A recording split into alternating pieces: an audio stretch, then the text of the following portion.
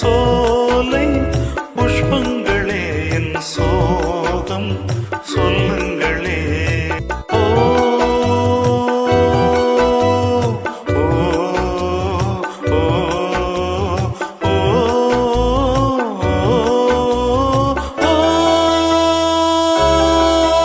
கண்ணே நான் இருக்க சோகம் என்னம்மா, கங்கை வற்றி விடுமா?